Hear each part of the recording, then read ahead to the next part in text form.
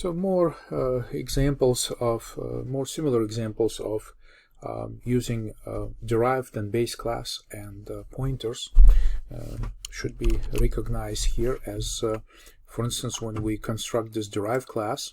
Okay, so this is pretty standard. We have this derived class, which of course includes internally the base class. It's very much okay to create a pointer to the base class and use an address of the derived class. So of course this base pointer to the base will be automatically computed, and we're gonna get pointer to this part of our object.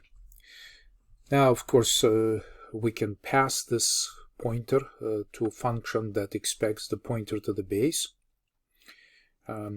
We can then of course pass basically the name of the object to a function that expects a copy of base. That's obviously trivial, and because this base pointer does point to a bigger object, like it knows that there is a bigger object around it, it's possible to cast this pointer to the derived, so basically recover the derived pointer from this base, so that we can recover it like this.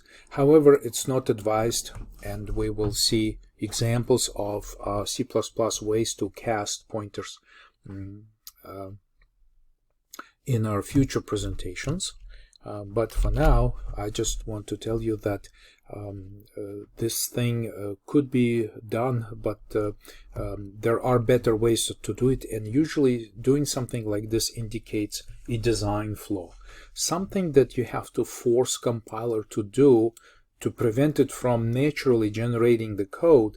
Is typically something that could be potentially dangerous and not a very clean type of code.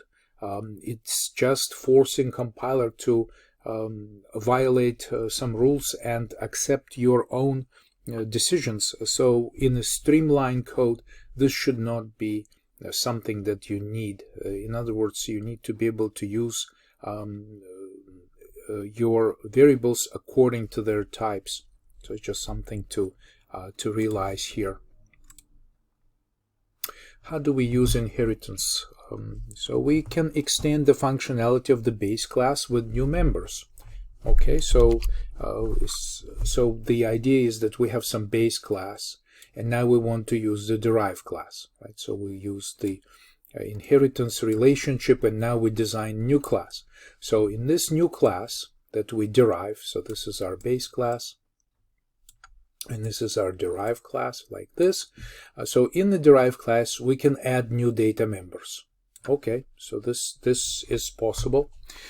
Provide identical functionality, but enforce additional constraints on state of inputs, right? So we can essentially build on top of the logic of the base class and add new rules. And of course, we can provide new algorithms, new processing tasks, and so forth. Essentially, expand the base class with our own. And this is what I typically draw, like, you know, the inner box and the outer box in my runtime view of this type of design diagram. Yes, and we'll already discussed ways to privately derive from class and redefine the interface of the derived class. So that is the adaptation or adapter design pattern of this type of approach.